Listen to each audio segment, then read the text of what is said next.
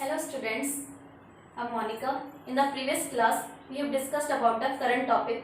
Current क्या था, current की डेफिनेशन क्या थी, करंट की इक्वेशन क्या थी, उसके बाद में हमने कुछ न्यूमेरिकल सॉल्व किया, उसकी यूनिट फाइंड आउट की। देन हमने उसके बाद में देखा कि करंट को हम किससे मेजर करते हैं और उसका कनेक्शन क्या होता है। उसके बाद में नेक्स्ट टॉपिक आपका आता है वोल्टेज। वोल्टेज को हम पोटेंशियल भी कह सकते हैं और इससे हम पोटेंशियल डिफरेंस और पोटेंशियल आज हम लोग पढ़ने वाले हैं। तो अब यहाँ देखिए पोटेंशियल एंड पोटेंशियल डिफरेंस ये हमारा टॉपिक है और पोटेंशियल को हम पढ़ने वाले हैं। तो पोटेंशियल क्या होता है? पोटेंशियल को पढ़ने से पहले मैं आप लोगों से एक क्वेश्चन पूछूंगी। करंट तो हमने पढ़ लिया है और हम पढ़ने वाले हैं वोल्टेज। तो आपके घरों में दोनों चीजें आती है इलेक्ट्रिसिटी के अंदर, ये बहुत इंपॉर्टेंट टर्म्स है हमारी, वोल्टेज एंड करंट। जब भी हम इलेक्ट्रिसिटी स्टार्ट करते हैं, हमारी कोई फिजिक्स स्टार्ट करते हैं, तो सबसे पहले दो टर्म्स पढ़ी जाती है, करंट और वोल्टेज। तो करंट हमने पढ़ लिया है, वोल्टेज पढ़ने वाले हैं।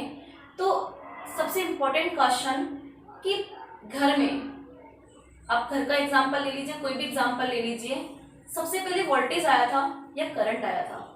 इस क्वेश्चन का आप आंसर माइंड में सोच लीजिए। इस क्वेश्चन का आंसर मैं आपको वीडियो खत्म होने पर बताऊंगी। सो हम यहाँ कुछ पढ़ने वाले हैं पोटेंशियल के बारे में। What is the term potential? Potential indicate always the direction of the current. Potential have two terminals, plus and minus. तो हमेशा चार्ज जो करंट होती है हमारी कहाँ से निकलती है? प्लस टर्मिनल से होकर के माइनस टर्मिनल की ओर जाती है। तो एक तरीके से हम कह सकते हैं कि potential term is used for indicate the direction of the current is a potential. Then अब हम क्या करते हैं, टू चार्ज बॉडीज लेते हैं। तो अब चार्ज कैसे फ्लो करेगा? Higher potential body to lower potential body.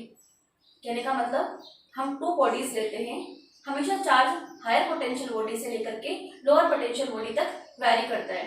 लेकिन अब मैंने कुछ केस चेंज कर दिया और अब मैं दोनों सेम पोटेंशियल बॉडी ले रही हूँ। तो क्या कोई चार्ज फ्लो करेगा? नहीं, कोई भी चार्ज फ्लो नहीं करेगा। जब चार्ज ही फ्लो नहीं करेगा तो क्या कोई करंट फ्लो करेगी?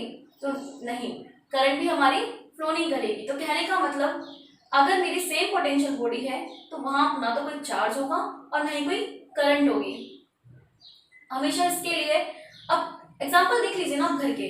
अगर मुझे किसी भी चीज को या किसी भी पानी के फ्लो को भी एक पॉइंट से दूसरे पॉइंट तक पहुंचाना होता है, तो मेरे पास क्या होता है? एक डिफरेंस होता है टू पॉइंट्स का। तो डिफरेंस जरूरी है अगर हमें कोई चीज को एक पॉइंट से दूसरे पॉइंट तक पहुंचाना है। हमें सर्किट में करंट तो पहुंचानी पड़ेगी one point to another point. तो उसके लिए हमें क्या करना होगा? करंट पहुंचाने के लिए हमारे पास पोटेंशियल डिफरेंस होना चाहिए, तभी हम उसको करंट को सेंड कर सकते हैं या कैरी कर सकते हैं। तो अब डेफिनेशन क्या हो जाएगी कि आपका पोटेंशियल डिफरेंस क्या होता है? किसी भी टू पॉइंट के बीच में आप करंट कैरिंग कराने के लिए जो वर्क डन कर रहे हैं पर यूनिट चार्ज के लिए, वही आपका क्या है? पोटेंशियल डिफरेंस है। डेफिनेशन में देख लीजिए, इलेक्ट्रिक पोटेंशियल डिफरेंस। आपका इलेक्ट्रिक पोटेंशियल डिफरेंस क्या है? टू पॉइंट्स के बीच में किसी भी इलेक्ट्रिक सर्किट के अंदर कि आप करंट को कैरी कर रहे हो as the work done to move a unit charge from one point to another point. ये हमारी डेफिनेशन निकल कर आती है। पोटेंशियल डिफरेंस क्या हो जाएगा आपका? आपका पोटेंशियल डिफरेंस हो जाएगा, potential difference is equal to work done, जो आपने वर्क किया है, अपॉन चार्ज। आपके पोटेंशियल डिफरेंस को हम V से शो करते हैं, वर्क डन को आप W से शो करते हैं और चार्ज को आप Q से शो करते हैं। कहने का मतलब हमने इस इक्वेशन को डेफिनेशन से बनाया। अभी हमने डेफिनेशन में पढ़ा आपका पोटेंशियल डिफरेंस क्या होता है? किसी भी टू पॉइंट के बीच में करंट कैरिंग कराने के लिए जो वर्क डन किया जाता है पर यूनिट चार्ज के लिए, वही हमारा क्या होता है?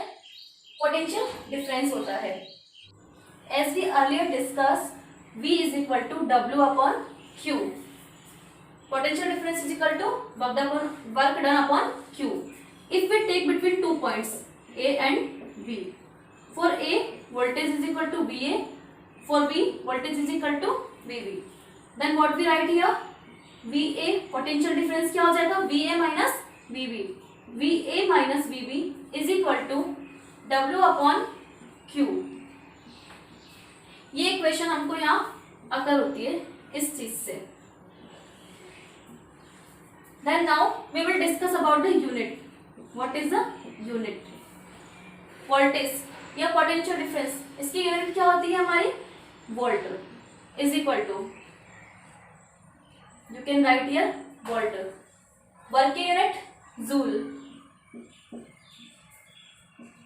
क्यू चार्ज की यूनिट कूलम. तो हमें क्या मिलती है? वोल्ट इज इक्वल टू क्या मिल जाता है हमें? जूल पर कूलम. यहाँ पर आप इसे ऐसे भी लिख सकते हैं, J/C भी लिख सकते हैं इसे. तो ये वोल्ट किसके नाम पर पड़ा है? ये वोल्ट हमारे इटालियन फिजिसिस्ट के नाम पर, अलेक्जेंड्रो वोल्टा के नाम पर इसकी यूनिट हमने क्या रखी है? वोल्ट रखी है. इसके बाद में, इस यूनिट के बाद में हम देखते हैं ये जो वोल्ट यूनिट हमारी अगर हुई है, ये क्या यूनिट है हमारी? ऐसा ही यूनिट है किसकी? हमारी पोटेंशियल की. सो अब इस इक्वेशन के अंदर ये जो मेरे V है और ये VB है, मैं बोल रही हूँ कि ये जो वाला पॉइंट है B हमारा, ये अब कहाँ पर है? ये हमारा इंफिनिटी के ऊपर है. तो अब मेरा बहुत दूर जाकर इंफिनिटी है, तो इतना डिफरेंस में नहीं है जूम कर सकती, ना ही मैं मेजर कर सकती हूँ. मान लीजिए ये तो मैं मेजर कर सकती हूँ इतना सा, लेकिन मैं बोल रही हूँ कि B मेरा यहाँ पर है लेकिन B मेरा इनफाइनाइट पर है, तो इस डिस्टेंस को मैं मेजर नहीं कर सकती. तो मैं क्या मान लूंगी? इस वोल्टेज को 0 मान लूंगी. तो देखिए 8 इनफाइनिटी, इंफिनिटी पर क्या होगा आपका? जो BB है वो क्या हो जाएगा? 0 हो जाएगा. ठीक है, तो मेरा यहाँ पर क्या बन जाएगा? अगर मैं इसको यहाँ 0 पुट करती हूँ, VA minus 0 is equal to W/Q. तो मेरा VA मिल जाएगा W/Q.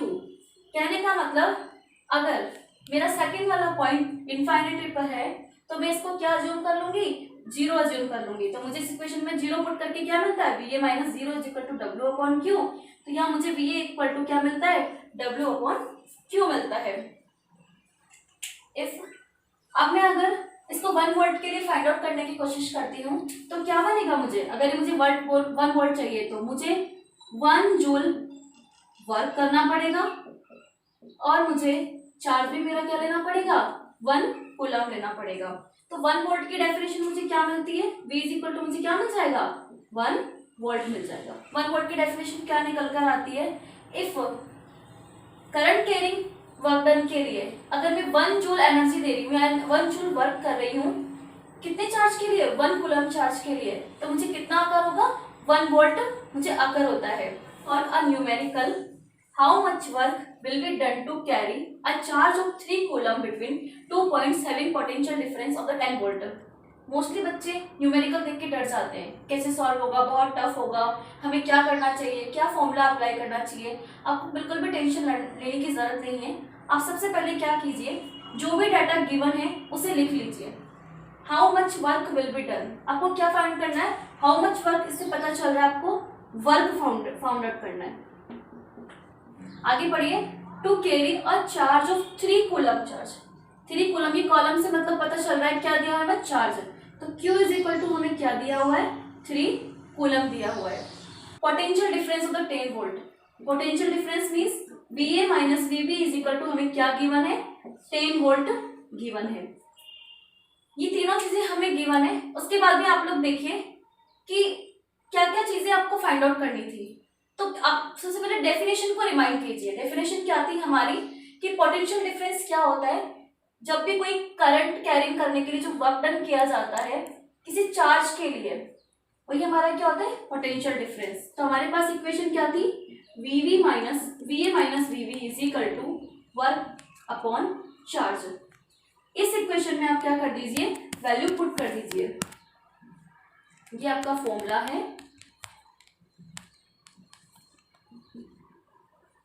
Put the values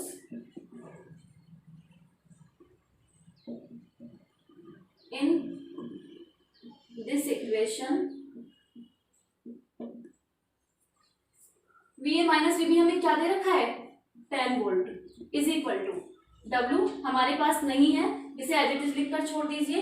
Q हमारे पास क्या है? 3.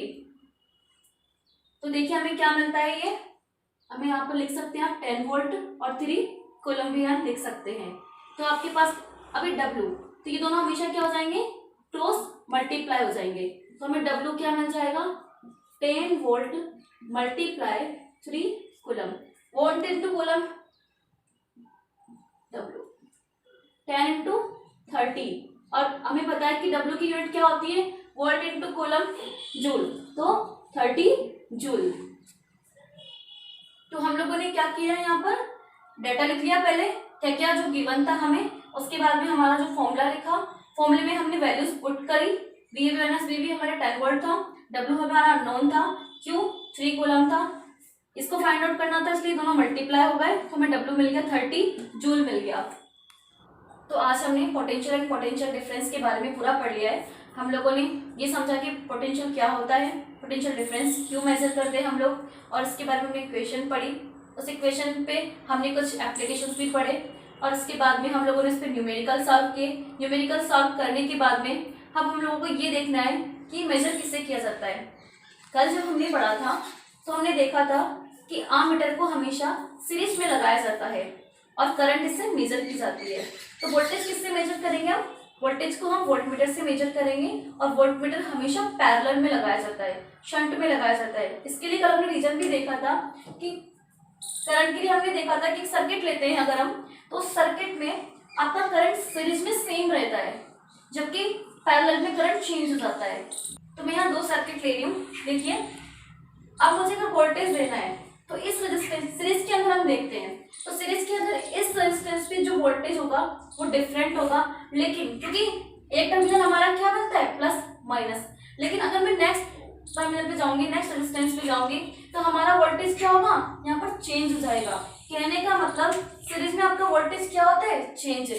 लेकिन मैं पैरेलल सर्किट में देखती हूँ, तो पैरेलल सर्किट में देखिए यहाँ टू टर्मिनल्स पर मेरी वोल्टेज सेम है, अगर ये प्लस है और अगर माइनस है मेरा, तो यहाँ वोल्टेज सेम है। अब देखिए यहाँ पर कोई भी रेजिस्टेंस नहीं है, मतलब शंट वायर है, तो शंट वायर में हमेशा वोल्टेज क्या रहेगा, सेम रहेगा, कोई भी वेरिएशन नहीं रहेगा। तो मतलब इस पॉइंट पे मेरा यही वाला वोल्टेज रहेगा।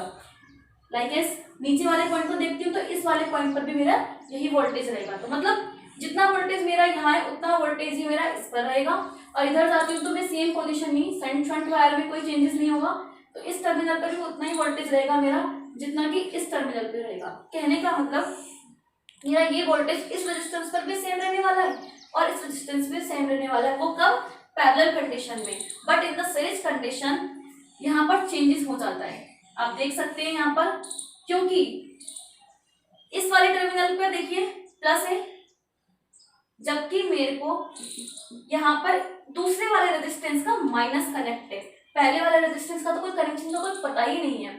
तो कहने का मतलब सीरीज में वोल्टेज डिवाइड होता है, सेम कभी नहीं रहता, लेकिन पैरेलल में हमारा वोल्टेज क्या रहता है, सेम। तो हमेशा जब भी सेम रहता है इसीलिए हम वोल्ट मीटर को हमेशा पैरेलल में लगाते हैं, शंट कंडीशन में लगाते हैं, और आर्मीटर को हम सीरीज कंडीशन में लगाते हैं। अब मैं आपको उस क्वेश्चन का आंसर बताने वाली हूँ जो मैंने वीडियो की स्टार्टिंग में आपसे पूछा था कि घर में पहले वोल्टेज आया था कि पहले करंट आया था। तो उसका आंसर है घर में पहले आपकी वोल्टेज आया था। कैसे, आपने घरों में देखा होगा, हम जब फैन ऑफ करते हैं, जब तक फैन का स्विच ऑफ रहता है तब तक क्या फैन ऑन होता है, क्या चल रहा होता है, क्या नहीं चल रहा होता। क्यों नहीं चल रहा होता, क्योंकि तब तक वायर में क्या होता है, कोई भी करंट फ्लो नहीं होता। लेकिन जैसे ही मैंने स्विच को ऑन किया, ऑन करते क्या होगा, ऑन करना मतलब मैंने वोल्टेज दिया, पहले क्या दिया मैंने, वोल्टेज दिया, वोल्टेज देते ही मेरा करंट वायर में फ्लो करेगा, और फ्लो करते मेरा फैन क्या हो जाएगा, स्विच ऑन हो जाएगा। तो कहने का मतलब पहले मुझे वोल्टेज देना पड़ता है, उसी के बाद में करंट आता है। तो इस क्वेश्चन का आंसर ये था कि पहले वोल्टेज आता है, उसके बाद में ही करंट फ्लो करता है। आपको मेरा वीडियो कैसा लगा प्लीज कमेंट और लाइक करके जरूर बताएं।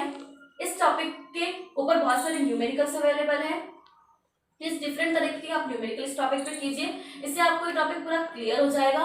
और सारे की सारी एप्लीकेशन जो आपने पढ़ी करंट एंड वोल्टेज की, प्लीज अपने घर और आसपास की एप्लीकेशंस पर अप्लाई करके सोचिए कि इसका आंसर क्या होना चाहिए और क्या क्या चीजें हो सकती है।